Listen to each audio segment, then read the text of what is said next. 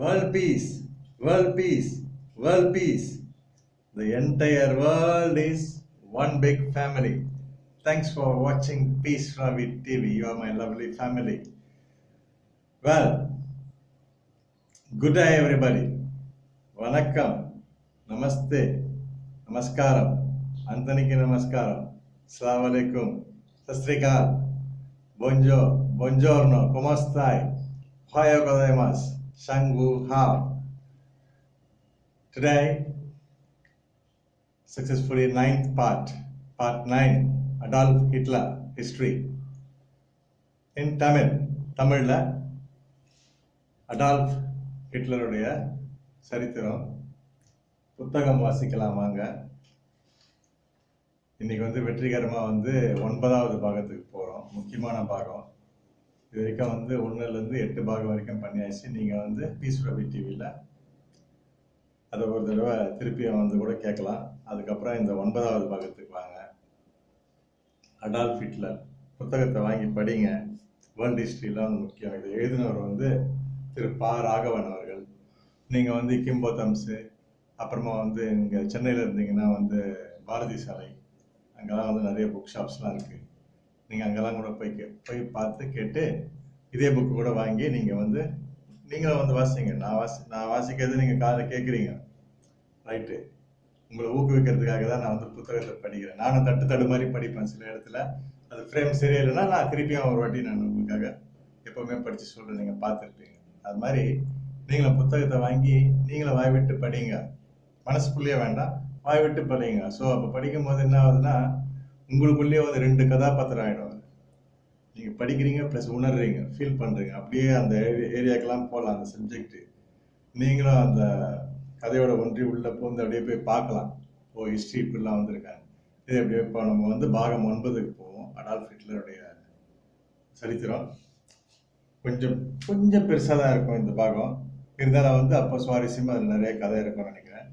நீங்கள் பாருங்கள். இது இந்த பாகத்து என்ன சப்ஜெக்ட் போட்டிருக்காங்கன்னா, என்ன தலைப்பு போட்டிருக்காங்கன்னா, டைட்டில் 2ஆம் உலக யுத்தம் அப்படின்னு சொல்லிட்டு டைட்டில்.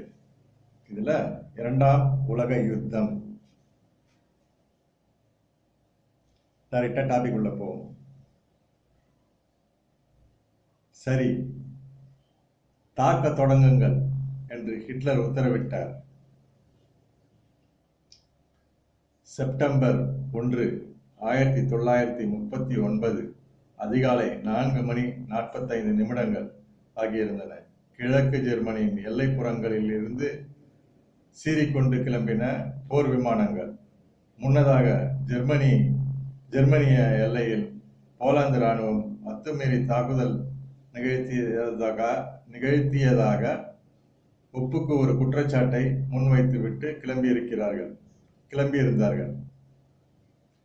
இந்த பேராகிராஃபை ஒரு தடவை படிப்போம்.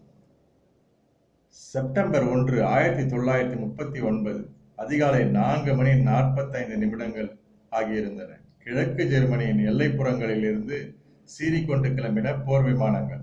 முன்னதாக ஜெர்மானிய எல்லையில் போலந்து இராணுவம் அத்துமீறி தாக்குதல் நிகழ்த்தியதாக ஒப்புக்கு ஒரு குற்றச்சாட்டை முன்வைத்துவிட்டு கிளம்பியிருந்தார்கள். 2வது படிக்கும்போது நல்லா இருக்குங்களா? அதான் புறப்பட்ட அரை மணிக்குள் போலாந்தின் வான் எல்லையில் அவை அணிவகுத்திருந்தன. திட்டம் தெளிவானது. விமான நிலையங்களை முதலில் வசப்படுத்த வேண்டும். பிறகு தகவல் தொடர்பு மையங்கள், ரயில் பாதைகள், சாலை வழிகள், போக்குவரத்து வழிகள் முற்றிலும் வசமான பிறகு ரெகுலர் தாக்குதல் தொடங்கும். முதலில் போகிற விமானப்படை இலக்குகளை தாக்கி தயாராக வைக்கும். பின்னால் வரும் மோட்டார் வாகனப்படை முற்றுகையிட்டு கைப்பற்றி ஆக்கிரமிக்கும்.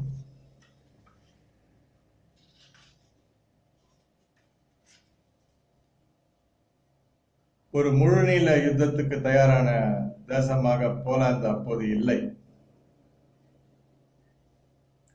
எப்போதுமே இருந்ததில்லை, இருக்கவும் முடியாது. சிறிய தேசம், சிறிய இராணுவம், எளிய வாழ்க்கை. பூர்வ குடிகளான போலிஷ் மக்களும் யூதர்களும் செக் இனத்தவரும் கொஞ்சம் யுக்ரைனியர்களும் பெரிய பிரச்சனைகள் ஏதுமின்றி வாழ்ந்து கொண்டிருந்தார்கள்.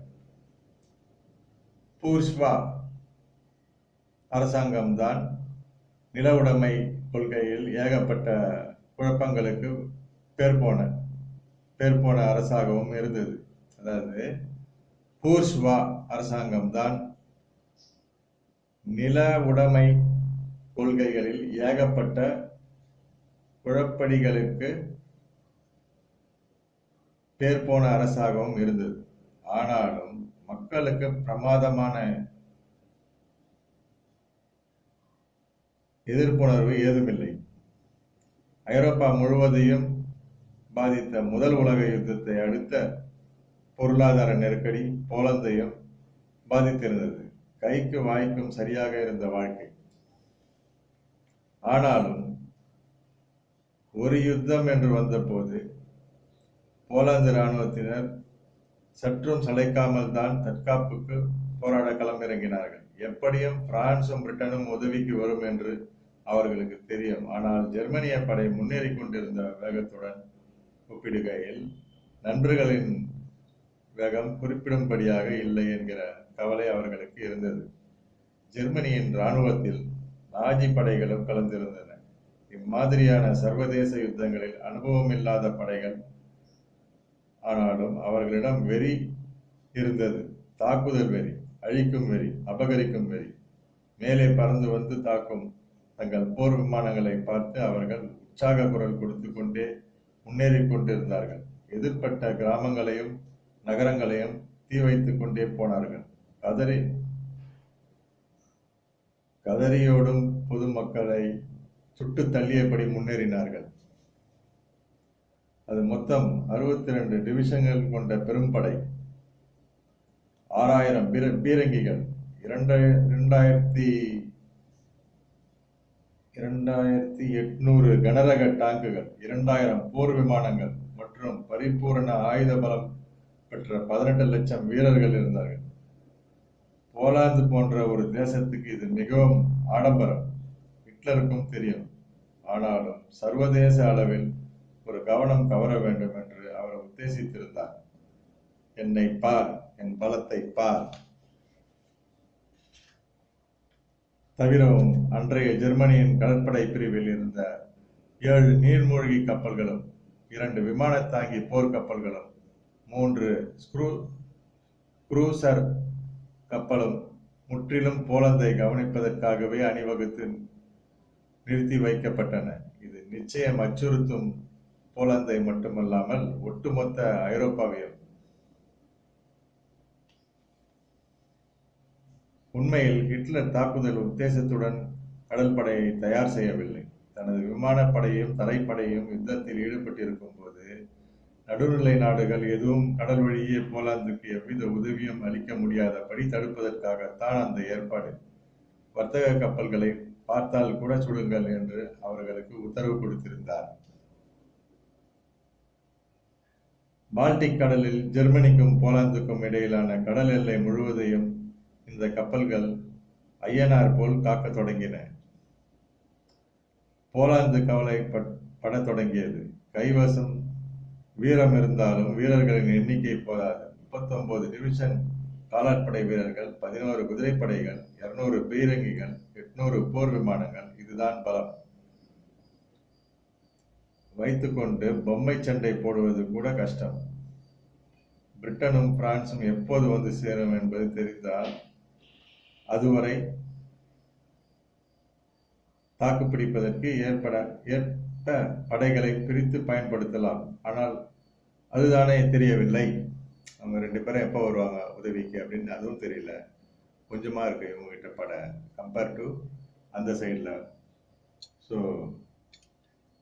வருவார்கள் என்றார்கள், வருகிறேன் என்றும் சொன்னார்கள், கிளம்பியாகிவிட்டது என்றும் தெரிந்தது. மாநகர பேருந்துக்காகவா காத்திருக்கிறார்கள்? வந்து தொலைக்க எத்தனை நேரம்? அந்த தாமதம் தான் போலந்து வீரர்களின் தன்னம்பிக்கையை குலைத்தது. செப்டம்பர் 1 தேதி தொடங்கிய யுத்தத்துக்கு மறுநாள் வரை அவர்கள் வெறுமனே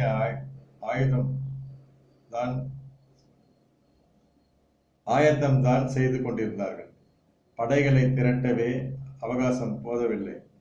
ஜெர்மானிய படைகள் அரைவட்ட வடிவ வியூகத்துடன் மேற்கு எல்லையில் புகுந்து வியூகம் கலையாமல் முன்னேறி கொண்டிருந்தார்கள்.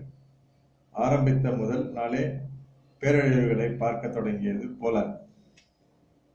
முன்னேறும் ஜெர்மனிய படைகளை தடுக்க முடியாதது ஒரு பிரச்சனை. அவர்களது தாக்குதலிலிருந்து தற்காத்துக் கொள்ளவும் முடியாமல் போனது. அடுத்தது விமானப்படை தாக்குகிறது என்று குறியை விண்ணில் வைத்தால் தரைப்படை மறுபுறம் கட்டடங்கள் மீது சரமாரி தாக்குதலில் ஈடுபட்டது.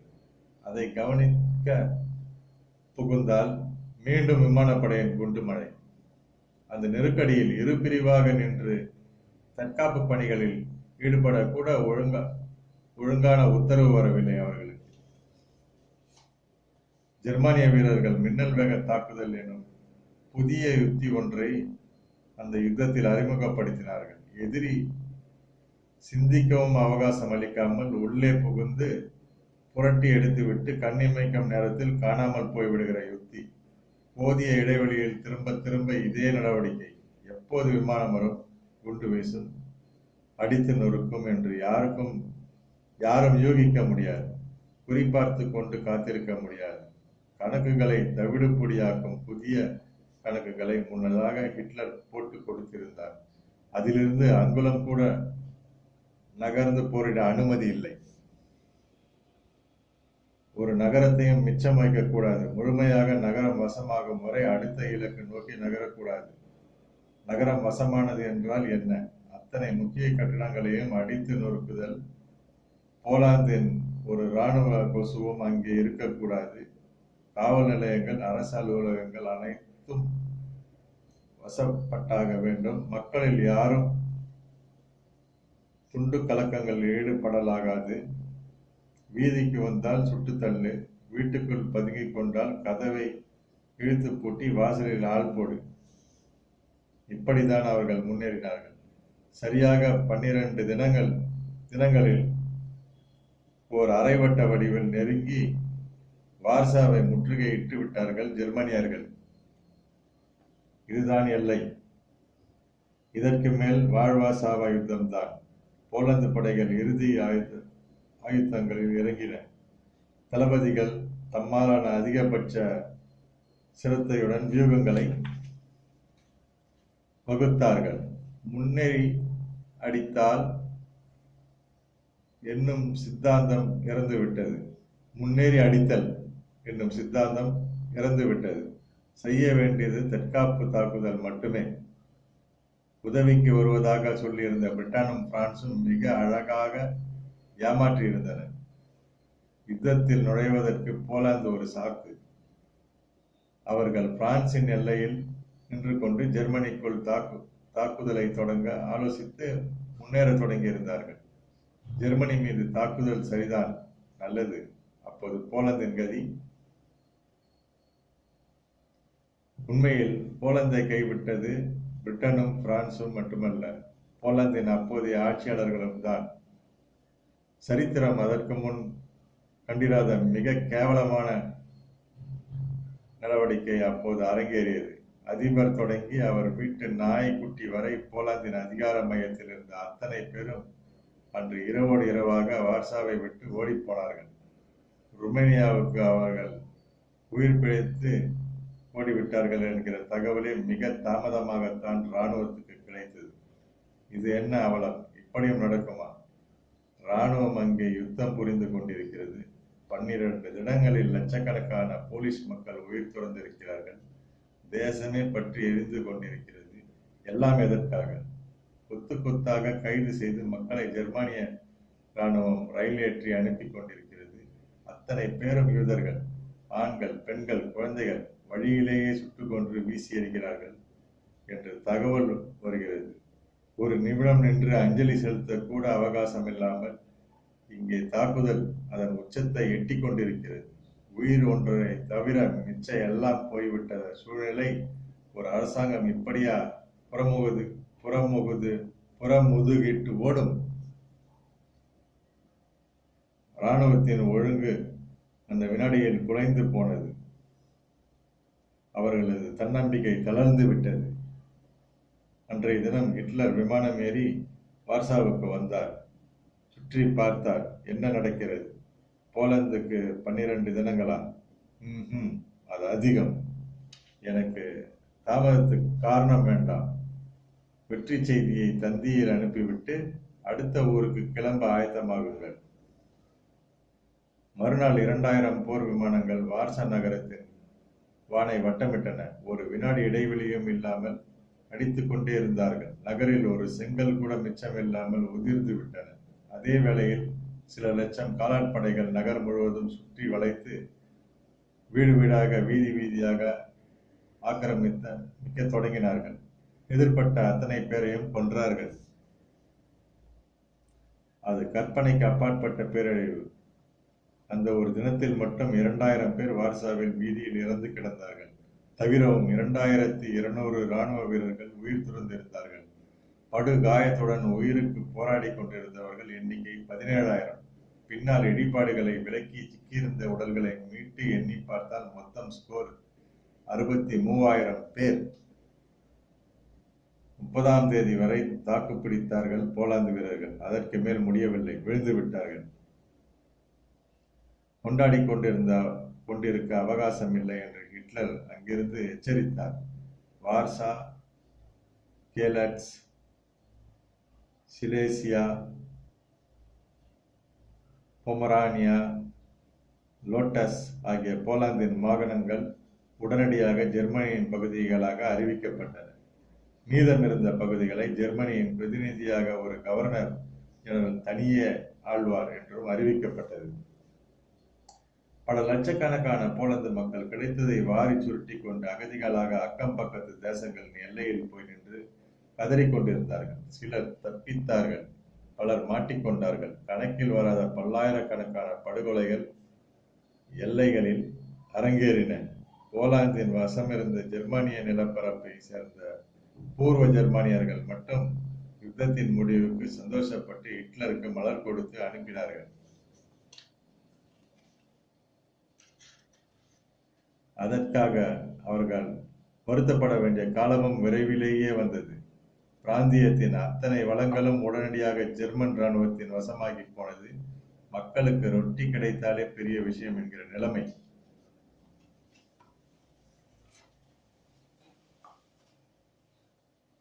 போலாந்தில் ஜெர்மனிக்கு கிடைத்த வெற்றி மிகப்பெரியது, இதில் சந்தேகமில்லை. உண்மையில் அந்த வெற்றியை ஹிட்லரே எதிர்பார்த்திருக்கவில்லை. வெறும் போலந்து அவருக்கு பெரிய விஷயமில்லை தான். ஆனால் பிரிட்டனும் பிரான்சும் உதவிக்கு வரும் பட்சத்தில் அந்த வெற்றிக்கு அத்தனை வாய்ப்புகள் இருக்காது என்றுதான் நினைத்தார். சற்றே தள்ளி போகக்கூடும். இன்னும் சில காலம் போர் நீடித்திருக்கும். ஒருவேளை இடைவேளை விட வேண்டி வந்திருக்கலாம். ஆனால் ஏன் பிரான்சும் பிரிட்டனும் தாமதித்தன? ஹிட்லருக்கு புரியவில்லை. போலாந்திலிருந்து அவர்கள் சோவியத் யூனியனை நோக்கி நகர்வதற்காக வேண்டுமென்றேதான் அவர்கள் தாமதித்தார்கள் என்று சோவியத் யூனியன் குற்றம் சாட்டியது. அது எப்படி நகரும்? ஏற்கனவே தான் ஹிட்லர் ஸ்டாலினுடன் ஒப்பந்தம் செய்து கொண்டிருக்கிறாரே. அது சரி, ஹிட்லர் அந்த ஒப்பந்தத்தை மதித்திருக்கிறார். எப்படியும் அவர் சோவியத்தை தாக்காமல் இருக்க மாட்டார் என்பதுதான் பிரிட்டன் கூட்டணி படைகளின் எதிர்பார்ப்பு. போலந்தில் ஒரு பெரிய வெற்றி கிடைத்து விடும் பட்சத்தில் அப்படியே நகர்ந்து அடுத்த எல்லைக்கும் நுழைய ஒரு சந்தர்ப்பம் இருக்குமானால் அதை ஏன் கெடுக்க வேண்டும்? இரண்டாம் உலக யுத்தத்தின் சூத்திரதாரி ஹிட்லர் தான். இரண்டாம் உலக யுத்தத்தின் சூத்திரதாரி ஹிட்லர் தான், இதில் சந்தேகமில்லை. ஆனால் அந்த வாய்ப்பை ஒவ்வொரு ஐரோப்பிய தேசமும் தம் தனிப்பட்ட அரசியல் லாபங்களுக்காக பயன்படுத்திக் கொள்ள போட்டி போட்டன என்பதும் உண்மை. கிடைத்தவரை லாபம். குற்றம் சுமத்த வேண்டிய நேரம் வரும்போது ஹிட்லரை கை காட்டி விடலாம். இப்படி ஒரு வாய்ப்பு இன்னொரு முறை கிடைக்காது.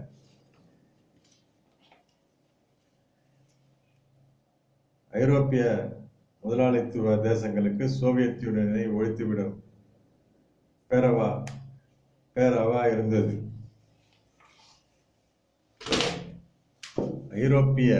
திருப்பியும் படிக்கணும். ஐரோப்பிய முதலாளித்துவ தேசங்களுக்கு சோவியத் யூனியனை ஒழித்துவிடும் பேரவா இருந்தது. ஜெர்மனிக்கு வல்லரசாகும் கனவு இருந்தது. சோவியத் யூனியனுக்கு தன் மேற்கு எல்லைகளை விஸ்தரிக்கும் நற்பாசை இருந்தது. கடல் கடந்து தூரத்தில் இருந்த அமெரிக்காவுக்கு இந்த யுத்தத்தை சாக்காக வைத்து எத்தனை ஆயுதங்கள் விற்கலாம், எவ்வளவு பெட்ரோல் ஏற்றுமதி செய்யலாம், எத்தனை சம்பாதிக்கலாம், எப்படியெல்லாம் சம்பாதிக்கலாம் என்ற எண்ணம் இருந்தது. கிழக்கு எல்லையில் இருந்த ஜப்பானுக்கு சீனாவை கபலீகரம் செய்துவிட்டு முடிந்தால் சோவியத் யூனியனை பதம் பார்க்கும் வேட்கை இருந்தது. மொத்தத்தில் அத்தனை பேரும் மலைப்பாம்புகளாக ஆக விரும்பினார்கள். அகப்பட்டவரை விழுங்கிவிட்டு ஆயாசத்துடன் விருந்து கிடக்கிற வேட்கை அருவருப்பானதுதான், ஆட்சேபகரமானதுதான், அசிங்கமானதுதான். ஆனாலும் அதுதான் ராஜதந்திரம் என்று சொல்லப்பட்டது. அதுதான் பிழைக்கும் வழி என்று அவர்கள் நினைத்தார்கள். கிடைத்த எந்த சந்தர்ப்பத்தையும் விட்டுவிட யாரும் தயாராக இல்லை. ஹிட்லரை போலவே போலந்து தாக்குதலின் வெற்றிக்கு சில மாதங்களிலேயே ஹிட்லர் டென்மார்க்கின் மீது படையெடுத்தார். இப்போது அவருடைய இராணுவத்தின் பலம் கொஞ்சம் அதிகரித்திருந்தது. போலந்து இராணுவத்திடமிருந்து கைப்பற்றிய அத்தனை விமானங்கள், ஆயுதங்கள், பீரங்கிகளும் ஜெர்மானிய இராணுவத்துக்கு வந்து சேர்ந்திருந்தன. வார்சாவில் கைப்பற்றப்பட்ட வளங்கள் எல்லாம் ஜெர்மன் இராணுவ நிதியில் சேர்க்கப்பட்டன. ஜெயித்துக் கொண்டிருக்கிற வரை சௌக்கியங்களுக்கு குறைவே இல்லை. அது சந்தோஷம் தருகிறது, தன்னம்பிக்கை தருகிறது, புதிய உற்சாகத்தை கொடுக்கிறது. ஜெர்மானிய படைகளுக்கு டென்மார்க், நார்வே எல்லாம் ஒரு பொருட்டாகவே இல்லை. நடந்த வாக்கில் 4 வெற்றிலை வாங்கி மடித்து மெல்வது போல் மென்று துப்பிவிட்டார்கள். அப்படியே பெல்ஜியத்துக்கு போனார்கள். அதையும் விழுங்கி ஏப்பம் விட்ட பிறகுதான் ஹிட்லரின் மனதில் பிரான்சின் வரைபடம் வந்து விழுந்தது. பிரான்ஸ் என்ன பெரிய தாதாவா? என்னை விடவா? கேவலம் பிரிட்டன் தானே உனக்கு கூட்டு. நான் கடவுளுடன் கூட்டணி வைத்தவன்.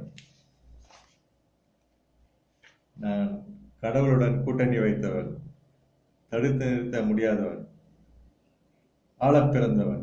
போலந்தை மட்டுமல்ல, உன்னையும் வேறு எவனையும் கூட. 1940ஆம் ஆண்டு மே மாதம் 10ஆம் தேதி அதிகாலை ஹிட்லர் தம் வீரர்களுக்கு ஒரு அறிக்கையை வாசித்தார். பிரான்சும் பிரிட்டனும் மானுட இனத்துக்கே துரோகிகள். அவர்களை ஒழிப்பதே ஜெர்மனியின் இறுதி லட்சியம். அதுக்கான தாக்குதல் இன்றே தொடங்கும். இதுவே அடுத்த 1000 ஆண்டுகளுக்கு ஜெர்மனியின் தலையெழுத்தை எழுதும். அன்றைய சூழ்நிலையில் பிரான்சுக்கு எதிராக இப்படி பேச மிகப்பெரிய துணிச்சல் வேண்டும். ஹிட்லர் ஒருவரை தவிர வேறு யாருக்கும் அது கிடையாது. 1936ஆம் ஆண்டிலிருந்து ஜெர்மனியுடன் அரசியல் மற்றும் இராணுவ ரீதியில் மிக வலுவான கூட்டணி வைத்த தேசம் இத்தாலி. யுத்தத்தில் ஜெர்மனிக்கு ஆதரவாக பிரான்ஸ் மீது படையெடுத்த ஒரே தேசம். ஆனாலும் பெனிட்டோ முசோலினி இம்மாதிரியெல்லாம் அறிக்கை விடுத்தவர் இல்லை. ஹிட்லர் அதிகாரத்தை கைப்பற்றுவதற்கு முசோலினி காட்டிய வழியை தான் கடைபிடித்தார். ஆனால் யுத்த காலத்தில் ஹிட்லரை பின்பற்றுவதுதான் தனக்கும் தன் தேசத்துக்கும் நல்லது என்று முசோலினி நினைத்தார். அந்த நட்பு அலாதியானது. இறுதி வரை உறுதி குலையாதது. ஆஸ்திரியாவில் தொடங்கி போலாந்து வழியே டென்மார்க், நார்வே, நெதர்லாந்து, பெல்ஜியம் என்று ஹிட்லர் வெற்றி மேல் வெற்றி பெற்று கொண்டே போன காட்சியை பார்த்த முசோலினிக்கு புல்லரித்து போய்விட்டது. இதோ ஒரு புதிய சக்தி, ஐரோப்பாவின் தலையெழுத்தை மாற்றி எழுதப் போகிற ஒரே பெரிய தலைவர் ஹிட்லர் தான். ஒட்டுமொத்த ஐரோப்பாவும் அவருடைய வசமாக போவது சர்வ நிச்சயம். அப்போது ஐரோப்பாவில் 2 ஆட்சிகள் மட்டுமே இருக்கும். ஒன்று ஹிட்லருடையது, இன்னொன்று அவருடன் தோழமை கொண்ட தன்னுடையது. ஹிட்லருக்கு உதவியாக மட்டுமே தான் யுத்தத்தில் பங்கெடுக்க வேண்டும் என்று முசோலினி நினைத்தார். கிடைத்த வாய்ப்பில் தானும் நாடு பிடிக்கும் உத்தேசமுடன் நகர வேண்டாம் என்று முடிவு செய்திருந்தார். ஆசை இருந்தது, ஆனால் அதை கடல் தாண்டி வைத்துக் கொள்ளலாம் என்று அவர் முடிவு செய்து ஆப்பிரிக்காவுக்கு தன் படைகளை அனுப்பி வைத்தார். அங்கிருந்த பிரெஞ்சு காலனிகள், அங்கிருந்த பிரிட்டன் காலனிகள் தாக்குவதற்கு இடங்களா இல்லை. ஐரோப்பா முழுவதும் ஹிட்லர் விளையாடுவதற்கான மைதானம். தனக்கு ஆப்பிரிக்கா போதும். அப்படி ஒரு தோழமை அவருடையது. பொதுவாக ஹிட்லரின் வாழ்வில் மென் உணர்வுகளுக்கு பெரிய இடம் இருந்ததில்லை. பொதுவாக ஹிட்லரின் வாழ்வில் மென் உணர்வுகளுக்கு பெரிய இடம் இருந்ததில்லை. அவருக்கு அம்மா சென்டிமெண்ட் உண்டு. நினைத்து நெகிழ ஒரு உறவு. தன் தாயை தவிர அவர் வேற யாரையும் தனக்கு அந்தரங்கமாக கருதியதில்லை. பின்னாளில் 1-2 காதல்கள் வந்த போதும், காதலிகளின் உயிர் போன போதும் கூட அவர் பெரிதாக பாதிக்கப்பட்டதில்லை. ஈவா பிரான் விஷயத்தில் கூட ஹிட்லர் ஒரு அதிகார தோரணையுடன் தான் நடந்து கொண்டதாக தெரிகிறது. டூயட் பாடியதாக சரித்திரமில்லை. நினைத்து நெகிழ்ந்து உருகியதாக கதைகள் ஏதுமில்லை. ஆனால் முசோலினி விஷயத்தில் அவர் மூச்சு விடாமல் முஸ்தபா முஸ்தபா பாடிய தருணங்கள் அநேகம். இப்படி ஒரு நட்பு தனக்கு கிடைத்தது ஒரு வரம் என்றே ஹிட்லர் கருதினார். தன்னை போலவே சிந்திக்கிற ஒரு மனிதர், தன் எழுச்சியையும் தன் வளர்ச்சியையும் பொறாமை இல்லாமல் பார்க்கிற மனிதன், தனக்கு தோள் கொடுத்ததற்காக சர்வதேச கண்டனங்களை பெற்ற போதும் துடைத்து போட்டுவிட்டு புன்னகை புரிந்த மனிதன். முசோலினிக்கு சரியாகப்படும் தனது நடவடிக்கைகள் மற்ற அனைவருக்கும் தவறாகவே படுகிறது என்றால் தவறு யாரிடம்? நிகரற்ற புகழ்பெற்ற ரோம் சாம்ராஜ்யத்தின் குலக்கொழுந்து அவரை விடவா மற்றவர்கள் பெரிது? ஹிட்லருக்கு வேறு எதுவுமே யாருமே ஒரு பொருட்டில்லை என்று தோன்றியது. அவர் சற்றும் எதிர்பாராத விதமாகத்தான் 2ஆம் உலகப் போரில் ஜப்பான் ஜெர்மனியுடன் கைகோத்தது. இருந்த 2 சக்திகள் 3 சக்திகளாயின. முசோலினி தான் அந்த கூட்டணிக்கு ஆக்சிஸ் பவர் என்று பெயர் வைத்தார். நல்லதுதான். ஜப்பானுக்கு சோவியத் யூனியனையும் பிடிக்காது, அமெரிக்காவையும் பிடிக்காது. இரு தேசங்களுக்கும் நடுவில் இருந்த குட்டி தீவு அது. ஆனாலும் இராணுவ பலம் அதிகம். பெயருக்கு மன்னர் இருந்தார், சக்கரவர்த்தி என்று குறிப்பிடுவார்கள். ஆனால் ஆட்சி இராணுவத்திடம் இருந்தது. சீனாவின் சில பகுதிகளும் மங்கோலியாவும் ஜப்பானுக்கு இலக்குகள். உலகமே மோதிக்கொள்கிறது. சந்துகளில் சிந்து பாட தனக்கு ஒரு தருணம் வாய்க்காமலால் போய்விடும். அன்றைய ஜப்பான் ஹிட்லரை நம்பியது என்றால் அவருடைய வீரத்தை, வெற்றிகளை அதிகார சக்திகள் என்று வர்ணிக்கப்படும். அத்தனை பேரையும் அலட்சியப்படுத்திவிட்ட தன் பாதையில் முன்னேறும் அவருடைய ஆண்மை ஜப்பானை கவர்ந்தது. எத்தனை துணிச்சலாக சர்வதேச சங்கத்திலிருந்து ஜெர்மனி தன்னை விடுவித்துக் கொள்வதாக அறிவித்தது. வெர்சைல்ஸ் உடன்படிக்கையை மீறுகிற துணிச்சல் வேறு யாருக்கும் வரும்?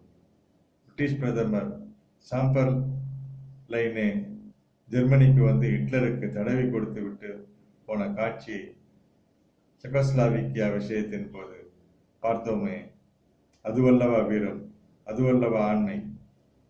2 விஷயங்கள் அப்போது ஹிட்லருக்கு சாதகமாக இருந்தன. ஒன்று இந்த கூட்டணி பலம், இன்னொன்று அவர் வெற்றி கொண்ட நாடுகளில் இருந்து கிடைத்த ஆயுதங்கள், பணம் மற்றும் தாது பொருட்கள். விமான கட்டுமானங்களுக்கு தேவையான அலுமினியம், போக்குவரத்துக்கு பெட்ரோல், ஆயுத தயாரிப்புக்கு வேண்டிய இரும்பு, பாக்சைட், மாங்கனீஸ் போன்ற பல்வேறு மூலப்பொருட்கள் யுத்த காலத்தில் எப்போதும் ஆட்டம் காட்டக்கூடியவை. யுத்தம் செய்யும் தேசங்களுக்கு அப்போது இத்தகைய தாது பொருட்களை சப்ளை செய்வோர் கொள்ளை லாபம் பார்ப்பார்கள். போர்க்காலத்தில் பேரம் பேசிக் கொண்டிருக்க முடியாது. ஹிட்லருக்கு அந்த பிரச்சனையே இல்லாமல் போய்விட்டது. தான் கைப்பற்றிய தேசங்களின் அத்தனை வளங்களையும் உடனுக்குடன் அவர் ஜெர்மனிக்கு கொண்டு வர உத்தரவிட்டார். நூற்றுக்கணக்கான ரயில்கள் தாது பொருள்களுடன் நாளெல்லாம் பெர்லினை நோக்கி போயின. மறுபுறம் ஹிட்லர் பாலூட்டி வளர்த்து வைத்திருந்த ஜெர்மானிய இன்ஜினியர்கள் பேயாய் உழைத்து ஆயுதங்கள் தயாரித்தார்கள். கனரக பீரங்கிகள் எல்லாம் வெகு அனாவசியமாக ஒரு நாளைக்கு 6 என்கிற கணக்கில் தயாரித்து தள்ளிக்கொண்டே இருந்தார்கள். யுத்த காலத்துக்கென்று பிரத்யேகமாக வடிவமைக்கப்பட்ட ஹெவி வெயிட் மோட்டார் வாகனங்கள் ஜெர்மனியில் மிக பிரபலம். அவர்கள் இதுதான் செய்யவில்லை. நீர்மூழ்கி கப்பல்களிலிருந்து சின்ன கார் வரை எதையும் ஜெர்மானிய இன்ஜினியர்களால் நினைத்த மாத்திரத்தில் தரம் குறையாமல் தயாரிக்க முடிந்தது. ஹிட்லர் அவர்களுக்கு எல்லா ஒத்துழைப்புகளையும் வழங்கினார். இராணுவத்துக்கு அளித்த முக்கியத்துவத்தை அவர் இன்ஜினியர்களுக்கும் அளித்தார். தொழிற்சாலைகளை கண்ணும் கருத்துமாக பராமரிக்கவென்ற தனிப்பெரு அமைச்சகம் அவரது ஆட்சியில் இருந்தது. எங்கு என்ன அக்கிரமம் நடந்தாலும் அந்த பிரிவில் ஒரு சிறு பிரச்சனையும் வரக்கூடாது என்பது கண்டிப்பான உத்தரவு. யூதர்களை அவர் எத்தனை வெறுத்தாரோ அதே அளவு அவர் இன்ஜினியர்களை நேசித்தார். தொடர் யுத்தங்களை உத்தேசித்தே ஆட்சிக்கு வந்தவர் ஹிட்லர். எனவே இராணுவத்துக்கு நிகராக பொறியியல் துறை வளர்ச்சி இருக்க வேண்டும் என்று அவர் முன்கூட்டியே திட்டமிட்டிருந்தார். இன்றைக்கு வரை உலகில் ஜெர்மன் தயாரிப்பு இயந்திரங்கள் என்றால் ஒரு தனி மதிப்பு உண்டு. அது ஹிட்லர் பாடுபட்டு உருவாக்கிய மதிப்புதான், சந்தேகமில்லை. அதுவரை யுத்தம் பெரும்பாலும் வானத்திலும் கடலிலுமே நடந்து கொண்டிருந்தது. ஹிட்லருடைய பலம் அங்கேதான் அதிகம் இருந்தது. ஜெர்மானிய நீர்மூழ்கி கப்பல் என்றால் அத்தனை தேசங்களுக்குமே ஒரு நடுக்கம் இருந்தது. அவை வெல்ல முடியாதவை, ராட்சத பலம் கொண்டவை என்கிற பிம்பம் உருவாகியது. வீரர்களிடம் ஒரு கட்டுக்கோப்பு இருந்தது. அதை பயம் என்றும் சொல்லலாம். முப்படைகளுக்கும் தளபதியாக ஹிட்லரே இருந்தார். அடிமட்ட வீரன் வரை யாருக்கு வேண்டுமானாலும் பிரசிடென்டின் உத்தரவு எப்போது வரும் என்கிற அளவுக்கு அவர் தன் இராணுவத்தின் அந்தராத்மாவில் ஊடுருவியிருந்தார். செய்கிற ஒவ்வொரு தவறுக்கும் உடனடியாக பெர்லினிலிருந்து கண்டனம் வரும். சாதிக்கிற ஒவ்வொரு நடவடிக்கைக்கும் அதே போல பூச்செண்டு வரும். திடீரென்று ஹிட்லர் எந்த இடத்துக்கு வேண்டுமானாலும் சர்ப்ரைஸ் விசிட் அடிப்பார். சில நிமிடங்கள் தான் இருப்பார். ஆனால் அந்த சில நிமிட நேரத்துக்குள் அவர் உதிர்க்கும் சொற்கள் அடுத்த சில மாதங்கள் வரை உற்சாகத்துடன் போரிட பேருதவியாக இருக்கும். குறிப்பாக கப்பல் படை விஷயத்தில் ஹிட்லர் மிகுந்த கவனம் எடுத்துக்கொண்டார். நீர் வழிதான் அனைத்து தேசங்களுக்கும் சரக்கு போக்குவரத்து உதவி செய்பவை. கடலை ஆளத் தொடங்கிவிட்டால் எதிரிகளின் பலத்தில் பாதியை அபகரித்தாகிவிடும் என்பது ஹிட்லரின் சித்தாந்தம். யுத்த காலத்தில் ஜெர்மனிய படைகள் ஒரு சரக்கு கப்பலை கூட கரை சேர விட்டதில்லை.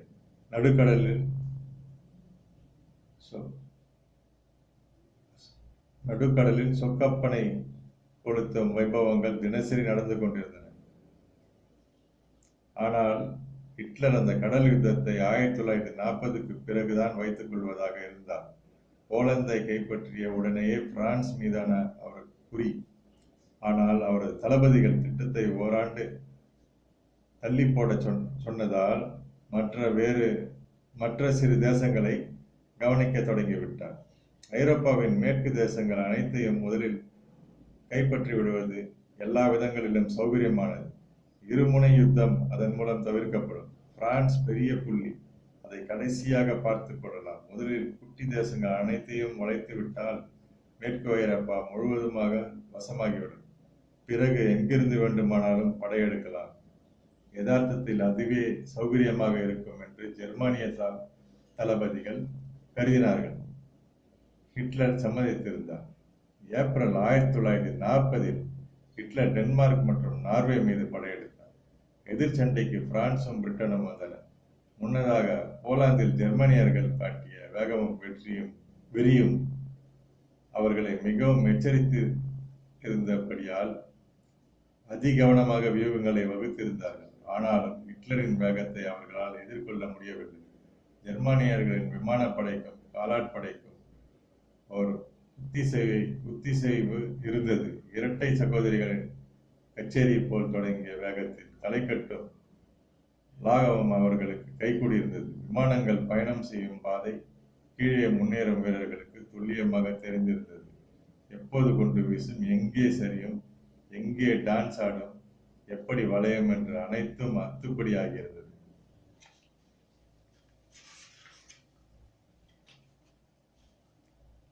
அதே போல தான் ஏற்படுத்தி கொடுக்கும் வழியில் முன்னேறும் காலாட்படையின் நடவடிக்கைகளை முற்றிலுமாக ஜெர்மனிய போர் விமானங்களை கட்டுப்படுத்தும் வல்லமை பெற்றிருந்தன. பல சமயங்களில் காலாட்படை பிரிவுகளில் தலைவர்கள் விமானங்களில் இருந்தபடியே தான் இயங்கிக் கொண்டிருந்தார்கள். இது உலகில் வேறு எந்த தேசமும் கைக்கொள்ளாத நடைமுறை. எப்படி ஜெர்மனியர்களுக்கு மட்டும் சாத்தியமாகிறது என்று யாருக்கும் புரியவில்லை. அவர்கள் வியந்து கொண்டிருந்த போதே ஹிட்லர் பிரான்ஸ் ஊடுருவலுக்கு உத்தரவிட்டிருந்தார்.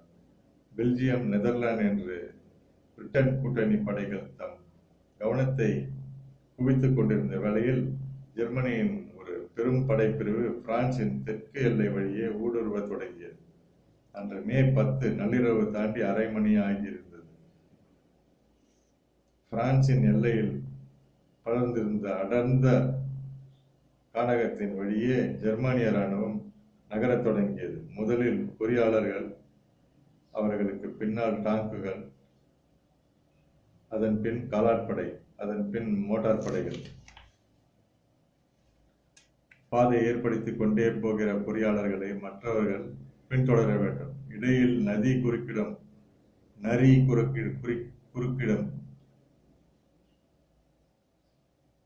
மலைகளும் சதுப்பு நிலங்களும் குறுக்கிடும்.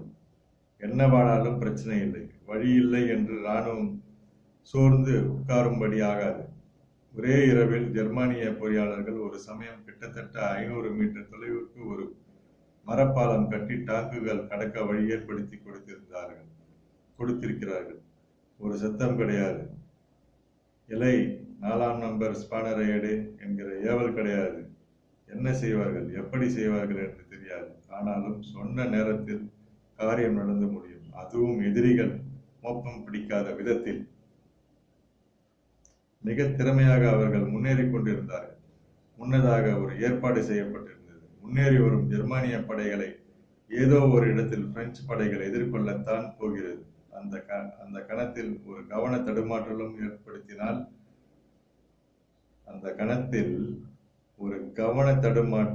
ஏற்படுத்தினால் நன்றாக இருக்குமே. தளபதிகள் ஹிட்லரிடம் விஷயத்தை சொன்னார்கள். அதனால் என்ன என்றார் ஹிட்லர். உடனடியாக தம் நண்பர் முசோலினியை தொடர்பு கொண்டார். நண்பரே, ஒரு உதவி. நீங்கள் உங்கள் நாட்டு எல்லையிலிருந்து நான் சொல்லும் போது பிரான்சுக்குள் ஊடுருவி தாக்கத் தொடங்க வேண்டும். மறுப்பது முசோலினியின் இயல்பு அல்ல. அதுவும் ஹிட்லர் கேட்கும்போது அவருக்கு ஒரு பெரிய படையை பிரான்ஸ் எல்லைக்கு கொண்டு வந்து நிறுத்திவிட்டு பெர்லின் சிக்னலுக்காக காத்திருந்தார். மிக தாமதமாகத்தான் பிரான்ஸ் தன்னை தாக்க வரும் அபாயத்தை கண்டு கொண்டது. உடனடியாக தேசத்தில் இருந்த முழு இராணுவ பலமும் திரட்டப்பட்டது. எல்லைகளுக்கு கொஞ்சம் முன்னேறி வரும் தொல்லைகளுக்கு கொஞ்சம் என்று பிரிக்கப்பட்டது. விமானப்படை உஷார்படுத்தப்பட்டு விரட்டப்பட்டன. விமானம் தாங்கி கப்பல்களில் வெடிமருந்துகள் குவிக்கப்பட்டன. ஒரு நட்சத்திர வடிவில் வியூகம் வகுத்திருந்தார்கள். பாரிஸில் தொடங்கிய அணிவகுப்பு மைல் கணக்கில் நீண்டது. படைகள் முன்னேறத் தொடங்கின. வெடிச்சத்தம் விண்ணை தொட்டது. ஜெர்மானிய பீரங்கிகள் மிகவும் கனமானவை. பொறியியல் மாட்டி இயக்கத் தொடங்கினால் அரை மணி நேரம் ஓயாமல் வெடிக்கக்கூடியவை. கண்மண் தெரியாமல் தாக்கியபடியே அவை முன்னேறி கொண்டிருந்தன. பீரங்கிகளின் பின்னால் நூற்றுக்கணக்கான காலாட்படை வீரர்கள் பதுங்கி பதுங்கி முன்னேறினார்கள். அவர்கள் முதல் இலக்கு சாலைகள் தான். ஒவ்வொரு சாலையாக அழித்துக் கொண்டே போனார்கள். பிரெஞ்சு ராணுவம் வரும் பாதையெல்லாம் வெடி வைத்து விட்டு பக்கவாட்டில் காத்திருந்தார்கள். முன்னேறும் பிரெஞ்சு படையினர் வாகனங்களுடன் தூக்கி எறியப்படும் போது ஜெர்மானிய படை வீரர்கள் தலை தெறிக்க முன்னால் ஓடுவார்கள். தூக்கி எறியப்படும் வீரர்களும் வாகனங்களும் கீழே விழும் நேரத்தில் காத்திருக்கும் பீரங்கிகள் பக்கவாட்டிலிருந்து இடைவிடாமல் தாக்கத் தொடங்கும். மிக திறமையான இந்த யுக்தியை அவர்கள் பயன்படுத்தினார்கள். வெற்றியின் முதல் படி எதிரியை பலவீனப்படுத்துவது, தன்னம்பிக்கையை குலைப்பது. இதைத்தான் ஹிட்லர் திரும்ப திரும்ப தன் வீரர்களுக்கு சொல்லியிருந்தார். போர் விமானங்களின் தரைப்படையினருக்கு அவர் தினசரி கடிதமெல்லாம் கொடுத்து அனுப்புவார். குண்டுகளுடன் சேர்த்து கடிதங்களையும் விமானங்கள் வீசி செல்லும். ஆர்வமுடன் எடுத்து படிக்கும் ஜெர்மானிய வீரர்கள் புது மலர்ச்சியுடன் மேலும் தீவிரமாக போரிடுவார்கள். ஜெர்மானிய ராணுவம் ஓரளவு குறிப்பிடத்தகுந்த தூரம் வரை பிரான்சில் முன்னேறிவிட்டிருந்த போது ஹிட்லர் முசோலினிக்கு சிக்னல் கொடுத்தார். இனி நீங்கள் களத்தில் இறங்கலாம். அது பிரான்ஸ் எதிர்பாராதது. திடீரென்று இத்தாலி பிரான்சுக்குள் ஊடுருவியது. காட்டுத்தனமான வேகம், குலை நடுங்கச் செய்யும் சத்தம், முழு கவனத்தையும் ஜெர்மனியின் மீது குவித்திருந்த பிரான்ஸ் பிரிட்டன் கூட்டணி படை இந்த திடீர் தாக்குதலில் சற்றே நிலை குலைந்து போனது. முசோலினி மிகச் சுலபமாக பிரான்சின் சில பகுதிகளை தன் வசப்படுத்திக் கொண்டார். இது ஹிட்லர் எதிர்பார்த்த சௌகரியத்தை கொடுத்தது. பிரான்சின் கவனம் இத்தாலி படைகளின் மீது திரும்பிய தருணத்தை அவர் பயன்படுத்திக் கொண்டார். முன் எப்போதும் இல்லாத வேகத்துடன் ஜெர்மானிய படைகள் பாரிஸை நெருங்கின. பிரான்சின் வாழ்வா சாவா யுத்தம் அது. கட்டி காத்திருந்த பெருமைகள், மேலான பெருமிதம், ஐரோப்பாவின் கிரீடத்தில் இருக்கிற தேசங்களின் ஒன்று என்கிற அந்தஸ்து, ஒற்றாத பொருளாதாரம், வளமான வாழ்க்கை, மேலான நாகரிக பெருமை அனைத்தும் ஜெர்மனியின் காலடியில் விழத்தான் போகிறதா? யுத்த பார்முலாவில் இருந்து எல்லளவும் கசகாமல் போர் புரிந்தார்கள் ஜெர்மானிய வீரர்கள். யுத்த பார்முலாவில் இருந்து எல்லளவும் பெசகாமல் போர் புரிந்தார்கள் ஜெர்மானிய வீரர்கள்.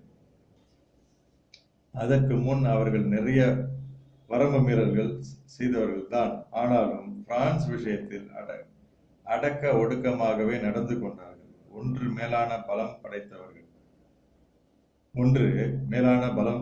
படைத்தவர்கள் அல்லது சமபலம், நிச்சயம் தாழ்ந்தவர்கள் இல்லை. எனவே மிகுந்த கவனம் செலுத்த வேண்டியது அவசியம் என்று ஹிட்லர் சொல்லியிருந்தார். அப்படித்தான் நடந்து கொண்டார்கள். மே மாதம் 15ஆம் தேதி அது நடந்தது. தனது பலம் முற்றிலும் குலைந்து போய் இராணுவ கட்டுக்கோப்பை இழந்து பரிதாபமாக தோல்வியை சந்தித்தது பிரான்ஸ். பிரெஞ்சு பிரதமர் பால் ரெனாட் அழுகையும் துக்கமுமாக பிரிட்டிஷ் பிரதமருக்கு போன் செய்தார். அப்போதுதான் புதிதாக பொறுப்பேற்றிருந்த வின்ஸ்டன் சர்ச்சில் ஆவார். நாங்கள் தோற்கடிக்கப்பட்டு விட்டோம், அடி வாங்கி விட்டோம், எல்லாம் இழந்து விட்டோம். அமைதியாக இருங்கள், நான் வருகிறேன், பதறாதீர்கள் என்று சர்ச்சில் அவருக்கு ஆறுதல் சொன்னார்.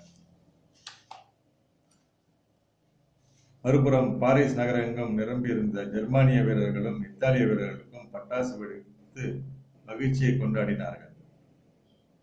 ஊரை சுற்றி பார்த்த தளபதிகள் பிரான்சின் எழிலில் சொக்கி போனார்கள். வானளாவிய கட்டிடங்கள் எங்கும் கலை எழில், சாலையில் எல்லாம் சோலைகளாக இருக்கின்றன. ஓரங்களில் பசுமை, உயரங்களை தொடும் தேவாலயங்கள், எதிலும் நளினம், எல்லாவற்றிலும் நாகரீகம். அதனால் என்ன?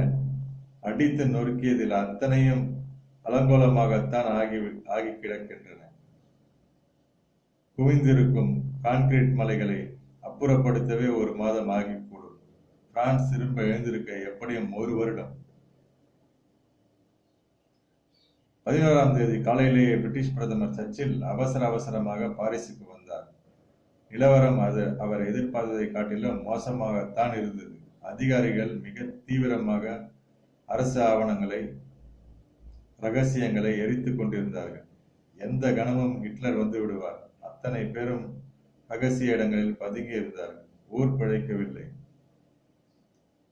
உயிராவது பிழைத்தால் தேவலை. சர்ச்சில் கேட்டார், எங்கே போனது உங்கள் திறமை? எப்படி கோட்டை விட்டீர்கள்? முதல் உலக யுத்தத்தில் காட்டிய வீரம் எங்கே? விவேகம் எங்கே? திட்டமிட்டல் எங்கே? தலை குனிந்தார்கள் பிரெஞ்சு தளபதிகள். சர்ச்சில் சொன்னார், என் வாழ்வில் இதனை காட்டிலும் பேரதிர்ச்சி ஒன்று இனி வரப்போவதில்லை. பிரான்ஸ் அடைந்த தோல்வி உலகம் முழுவதையும் பாதித்தது. போர் முனைகளில் பல்வேறு இடங்களில் போரிட்டுக் கொண்டிருந்த பிரெஞ்சு வீரர்கள் அத்தனை பேரும் சோர்ந்து போனார்கள். யாராலும் நம்ப முடியவில்லை. தோல்வியா? பிரான்சுக்கா? நிஜமாகத்தானா? உப்புக்காக அப்போது அவர்கள் யுத்தம் செய்து கொண்டுதான் இருந்தார்கள். உப்புக்காக அப்போதும் அவர்கள் யுத்தம் செய்து கொண்டுதான் இருந்தார்கள். தளபதியை மாற்றி பார்த்தார்கள். திடீரென்று சிறு வெற்றிகள் அடைந்து விட்டதாக மீடியாவுக்கு செய்தி கொடுத்தார்கள். எல்லாம் வீண் என்று எல்லோருக்குமே தெரிந்துதான் இருந்தது. இருந்தாலும் அந்த தோல்வியை அவர்களால் ஜீரணிக்க முடியவில்லை. இறுதி தோல்வியை ஒப்புக்கொள்ள அவர்களுக்கு மேலும் சில தினங்கள் தேவைப்பட்டன. ஜூன் மாதம் 25ஆம் தேதி அந்த சம்பவம் நடந்தது. ஆம், நாங்கள் தோற்றுதான் போனோம், இனி தாக்க வேண்டாம். பிரெஞ்சு தளபதிகள் ஜெர்மானிய தளபதியிடம் கேட்டுக்கொண்டார்கள். முதல் உலக யுத்த சமயத்தில் 1918ஆம் ஆண்டு எந்த இடத்தில் ஜெர்மனி தோற்று பிரான்சிடம் தன் தோல்வியை ஒப்புக்கொள்ள நேர்ந்ததோ அதே இடத்தில் கம்பைன் என்ற அந்த இடத்துக்கு பெயர். தோல்வியை அப்போதும் ஒப்புக்கொள்ள மறுத்த பிரெஞ்சு பிரதமர் வலுக்கட்டாயமாக ராஜினாமா செய்ய வைக்கப்பட்டார். பிரான்சின் வடக்கு மற்றும் மேற்கு பகுதிகள் முழுவதையும் ஜெர்மனி ஆக்கிரமித்திருந்தது. அது ஜெர்மனியின் ஒரு பகுதியாக அறிவிக்கப்பட்டது. தெற்கு பகுதியில் பிரெஞ்சு அரசாங்கம் தோல்வியுற்ற தேசம் என்கிற அந்தஸ்துடன் ஆண்டு கொள்ள ஹிட்லர் அனுமதித்தார். பெருமை பொங்க பாரிஸுக்கு வந்த ஹிட்லர் ஊரை சுற்றி பார்த்துவிட்டு சொன்னார், அழகான ஊர், நீண்ட நாளாக இங்கு வர ஆசைப்பட்டேன், இன்றைக்குதான் சந்தர்ப்பம் கிடைத்தது. பிரான்ஸ் யுத்தம் ஏற்படுத்திய பாதிப்புகள் சிறிதல்ல. பிரான்ஸ் மட்டுமல்லாமல் பிரிட்டனின் பொருளாதாரத்தையும் அது மிகவும் பாதித்தது. என்ன செய்வது என்று பிரிட்டனுக்கு புரியவில்லை. விஷயம் மிக தீவிரமாக விவாதிக்கப்பட்டது. பிரெஞ்சு பிரதமர், பிரிட்டன் பிரதமர், அமெரிக்க அதிபர் மூவரும் கூடி அமர்ந்து யோசித்தார்கள். அமெரிக்க அதிபர் ரூஸ்வெல்ட் காங்கிரஸில் இது குறித்து பேசினார். இது நியாயம் பேசும் நேரம் அல்ல, உதவ வேண்டிய தருணம். மார்ச் 11, 1941 அன்று அமெரிக்க பாராளுமன்றத்தில் ஒரு முடிவெடுக்கப்பட்டது. யுத்தத்தில் ஈடுபட்டிருக்கும் 37 தேசங்களுக்கு $5 பில்லியன் ராணுவ உதவியாக வழங்கப்படும். அதில் $3.4 பில்லியன் பிரிட்டனுக்கு போகும். அமெரிக்காவை பார்த்து கனடாவும் இதே போல் ஒரு தீர்மானம் கொண்டு வந்தது. $4.7 பில்லியன் அது இராணுவ செலவுகளுக்காக பிரிட்டனுக்கு வழங்கியது. இந்த அன்பு பரிமாற்றங்கள் நிகழ்ந்து கொண்டிருந்த அதே சமயத்தில் ஹிட்லர் தன் படைகளை யுகோஸ்லாவியா மீது ஏவினார். அப்போது ஜெர்மனி கூட்டணியில் சேர்ந்திருந்த பல்கேரியா, ஹங்கேரி போன்ற தேசங்களும் இத்தாலியும் இணைந்து இந்த தாக்குதலில் பங்கெடுத்தன. பிரான்சை வெற்றி கொண்ட மதிப்பு அவர்களுக்கு இருந்தது. தவிரவும் யுகோஸ்லாவியா அத்தனை ஒன்றும் பலம் பொருந்திய தேசம் அல்ல. ஏப்ரல் 6ஆம் தேதி தொடங்கிய படையெடுப்பு 17ஆம் தேதிக்குள் ஒரு முடிவுக்கு வந்துவிட்டது. யுகோஸ்லாவியா சரணடைந்து விட்டது. உடனடியாக ஹிட்லர் அங்கே ஒரு பொம்மையை பிடித்து ஆட்சியில் உட்கார வைத்துவிட்டு கிரீஸை நோக்கி போக தொடங்கிவிட்டார். ஏப்ரல் 27ஆம் தேதி அதுவும் வசமானது. பிரிட்டன் அனுப்பிய சுமார் 50,000 பேர் கொண்ட ஒரு உதவி படைக்குழுவினால் பெரிய அளவில் உதவ முடியவில்லை. வெற்றிதான் என்றாலும் ஹிட்லருக்கு இந்த சில்லறை வெற்றிகள் போரடிக்க தொடங்கிவிட்டது. அவருடைய லட்சியம் என்ன? சோவியத் யூனியன் படையெடுக்க மாட்டேன் என்று ஒப்பந்தம் செய்து கொண்ட தினமே படையெடுத்தே தீர்வது என்று மனதுக்குள் இன்னொரு ஒப்பந்தம் போட்டுக்கொண்டார். அவர் ஒரு நல்ல தருணத்துக்காகத்தான் காத்திருந்தார். இப்போது மிச்சம் மீதி ஏதுமில்லை. கிட்டத்தட்ட ஐரோப்பா முழுவதும் அவர் வசமாகியிருந்தது. அட, பிரான்ஸ் விழுந்து விட்டது, இனி என்ன ஆரம்பித்து விடலாம் என்று ஹிட்லர் சொன்னார். உலகின் மாபெரும் படையெடுப்பு என்று இன்று வரை ஒரு வர்ணிக்கப்படும் அந்த பிரசித்தி பெற்ற ரஷ்ய படையெடுப்பு ஜூன் 22, 1941 அன்று தொடங்கியது.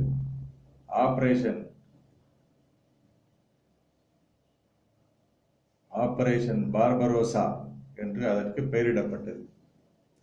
40 லட்சம் வீரர்கள் ஜெர்மனியின் அனைத்து கூட்டணி தேசங்களில் இருந்தும் வந்து குவிந்திருந்தார்கள்.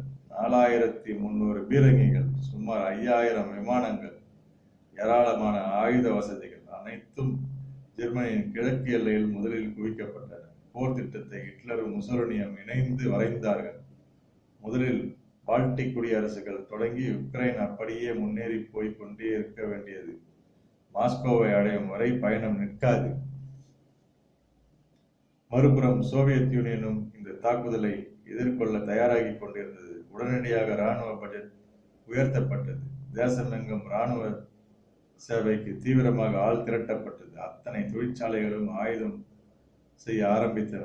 உயர் ரக பீரங்கிகள், போர் விமானங்கள், துப்பாக்கிகள் தயாரிப்பு முடுக்கிவிடப்பட்டது. எத்தனை காலம் நீடிக்கப் போகிற யுத்தம் என்கிறது தெரியாது. எல்லாவற்றுக்கும் ஆயுத்தமாக இருக்க வேண்டும் என்று சோவியத் அரசின் செய்தி தொடர்பாளர்கள் தொடர்ந்து நாட்டு மக்களுக்கு சொல்லிக் கொண்டிருந்தார்கள்.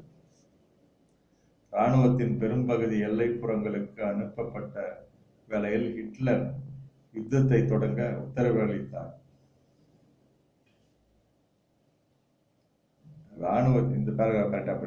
இராணுவத்தின் பெரும்பகுதி எல்லைப்புறங்களுக்கு அனுப்பப்பட்ட வேளையில் ஹிட்லர் யுத்தத்தை தொடங்க உத்தரவளித்தார். 1941 ஜூன் 22ஆம் தேதி அதிகாலை 4 மணிக்கு ஆரம்பமானது. சோவியத் யூனியனின் பரந்த மேற்கு எல்லை முழுவதிலும் இருந்து ஹிட்லரின் கூட்டணி படைகள் ஊடுருவ தொடங்கின. ஒலிக்க தொடங்கிய குண்டு சத்தம் ஓய மறுத்தது. கண்ணில் பட்ட அத்தனை தொழிற்சாலைகள், கிடங்குகள், இருப்பு பாதை வழிகளிலும் ஜெர்மனிய படைகள் தொடர் தாக்குதல் நடத்தின. பதிலுக்கு சோவியத் வீரர்கள் நிகழ்த்திய தற்காப்பு தாக்குதலும் உக்கிரமாகவே இருந்தது. அவர்களுடைய தரைப்படை பலம் பொருந்தியது. போர் தந்திரங்களில் கை தேர்ந்த சில ஆயிரம்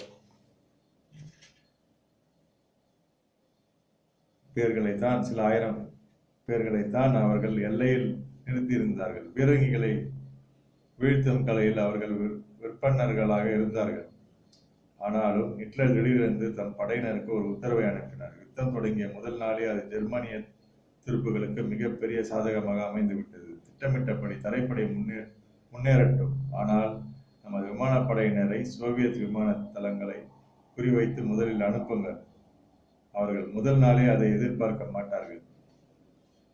ஹிட்லர் நினைத்தது சரி. சோவியத் அதை எதிர்பார்க்கவில்லை. முன்னேறி வரும் தரைப்படைக்கு உதவியாகத்தான் ஜெர்மனியின் விமானப்படை பிரிவு பணியாற்றுவது வழக்கம். சட்டென்று அம்முறை ஹிட்லர் தம் திட்டத்தை மாற்றினார். விளைவு, ஒரே நாளில் சோவியத் விமானப்படையின் 1200 போர் விமானங்கள் தாக்குதலுக்கு உள்ளாகி நாசமடைந்து விட்டன. ஜெர்மனி துள்ளி குதித்தது. தாக்குதல் இன்னும் உக்கிரமானது. தாக்கிக் கொண்டே அவர்கள் முன்னேற தொடங்கினார்கள். ஆனால் சோவியத் ரஷ்யாவின் எல்லைப்புற நிலப்பரப்பு அத்தனை சாதகமாக இல்லை. விமானங்கள் பறக்க காலநிலையும் சாதகமாக இல்லை. எப்போதும் குளிர், சதுப்பு நிலங்கள் மிகுந்த பகுதிகள், அடர்ந்த கானங்கள், திடீரென்று எதிர்ப்படும் நீர்பரப்பு, மீறி முன்னேற முடியாதபடி எதிர் தாக்குதல் கொடுக்கும் சோவியத் படைகளுக்கு அந்த நில அமைப்பெல்லாம் அத்துப்படி. ஜெர்மன் துருப்புகளுக்கு ஒரே இலக்குதான், ரஷ்யாவின் கடும் பனிக்காலத்துக்கு முன்னதாக இந்த தாக்குதலை வெற்றிகரமாக முடித்துவிட வேண்டும். பனி மிகுந்து வர தொடங்கிவிட்டால் முன்னேற முடியாது, இருக்கவும் முடியாது. திட்டமிட்டுதான் அவர்கள் புறப்பட்டு இருந்தார்கள். ஆனால் எதிர்பார்த்த வேகத்தில் முன்னேற முடியவில்லை அவர்களால். யுத்தத்தின் தொடக்கத்தில் ஏற்பட்ட சிறு தோல்வியில் இருந்து சோவியத் விரைவில் மீண்டுவிட்டது. அலையலையாக அவர்கள் வீரர்களை கொண்டு வந்து குவிக்க தொடங்கினார்கள். அதிநவீன இராணுவ தளவாடங்கள் பலத்தன. ஒன்று சொல்ல வேண்டும், இரும்பு கோட்டையாக உள்ளே நடப்பது என்னவென்று தெரியாது இருந்த சோவியத் யூனியன் நிஜமான பலம் முதல் முறையாக வெளி உலகத்துக்கு தெரிய வந்த தருணம் அதுதான்.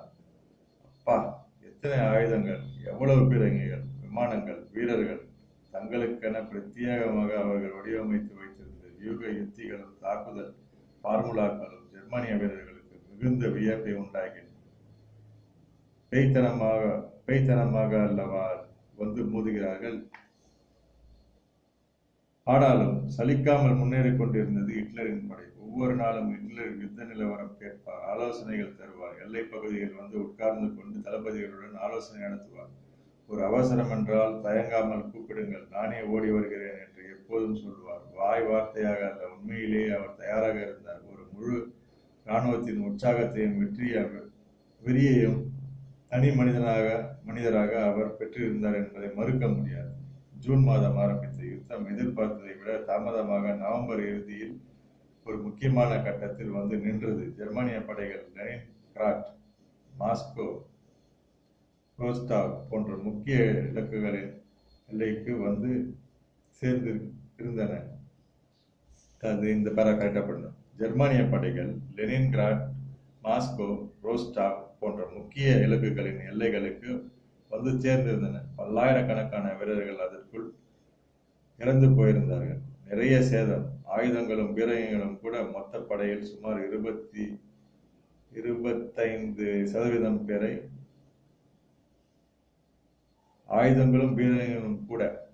மொத்த படையில் சுமார் 25% பேரை ஜெர்மனி இழந்திருந்தது. ஆனாலும் அவர்கள் நம்பிக்கை இழக்காமல் இருந்தார்கள். இத்தனை தூரம் முன்னேறி வந்து விட்டோம், இனி என்ன? வெற்றி என்கிற ஒற்றை சொல்லுக்காக இன்னும் கொஞ்ச காலம் போரிட்டு விட்டு வீட்டுக்கு போக வேண்டியதுதான்.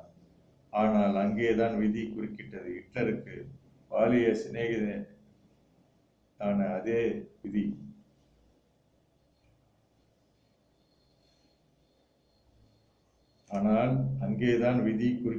ஹிட்லருக்கு பாலிய சிநேகிதனான அதே விதி, அவர் அடிக்கடி குறிப்பிடுகிற விதி, எப்போதும் அவருக்கு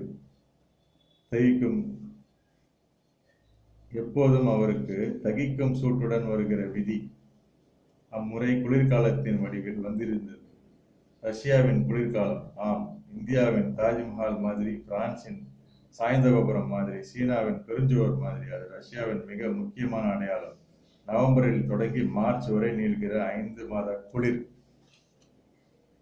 ரஷ்யாவிலேயே அது பிராந்தியத்துக்கு பிராந்தியம் மாறுபடும் என்றாலும் -50 டிகிரிக்கும் குறைந்து எங்கும் இருக்காது. அதிகபட்ச வெப்பநிலையாக அப்போது பதிவாக கூடிய -15 டிகிரி. மாஸ்கோ என்றால் -30. உலகில் வேறு யாராலும் அந்த குளிரை சமாளிக்க முடியாது. ரஷ்யர்களுக்கு இயற்கை அந்த வரத்தை வழங்கி இருந்தது. குளிரை சமாளிப்பது, குளிரில் யுத்தம் செய்வது, குளிரை சாதகமாக பயன்படுத்திக் கொள்வது. அந்த குளிர்காலத்தில் பகலுக்கும் இரவுக்கும் அங்கே மேலதிக வித்தியாசங்கள் இருக்காது. ஆள் உயரத்துக்கு சாலையில் பனி குவிந்து மூடியிருக்கும். எதிரே இருப்பது மரமா, கட்டடமா, பேருந்தா, பரம்பொருளா என்று தெரியாது. முன்னதாக பல யுத்தங்களை ரஷ்யா அத்தகைய குளிர்காலங்களில் தான் வென்றிருக்கிறது. பீரங்கிகள், துப்பாக்கிகள், அணுகுண்டை காட்டிலும் அவர்கள் வசம் இருந்த வலுவான ஆயுதம் அது குளிர். ஜெர்மானிய படையினருக்கு இந்த விஷயம் தெரியும். எப்படியும் குளிருக்கு முன்னால் காரியம் முடிந்துவிடும் என்று போட்ட கணக்குதான் பிசுக்கிவிட்டது. சோவியத்தின் இராணுவ பலம் குறித்து அவர்கள் குறைத்து மதிப்பிட்டு விட்டார்கள். அதற்கான வெளியை கொடுக்க வேண்டிய தருணமாக அது இருந்தது. பரிதாபம், அந்த குளிருக்கு வேண்டிய ஆடைகளை கூட அவர்கள் எடுத்து வந்திருக்கவில்லை. பனியில் விரைத்தே பல பேர் செத்து விழுந்து கொண்டிருந்தார்கள்.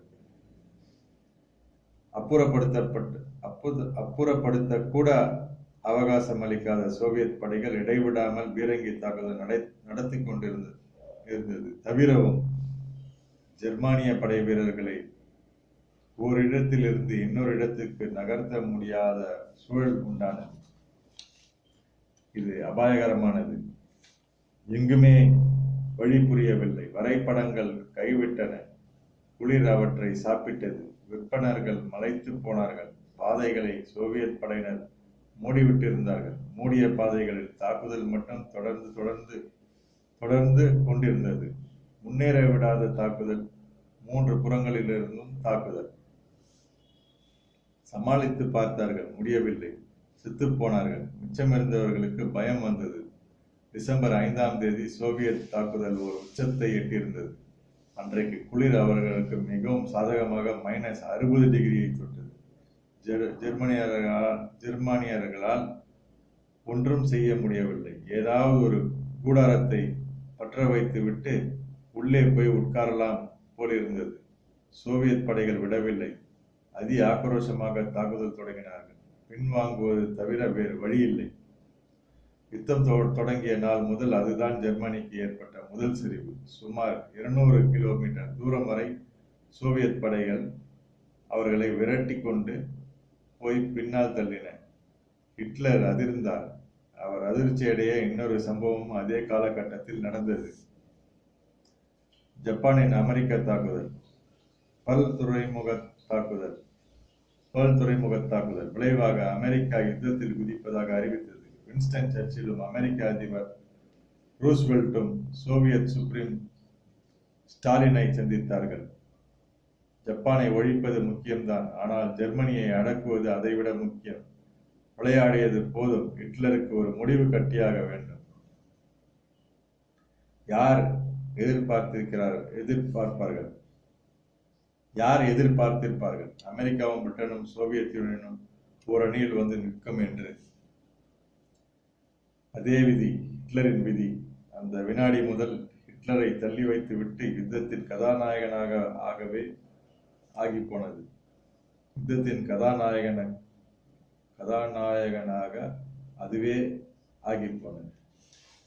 இந்த பேராவை கரெக்டா படிங்க.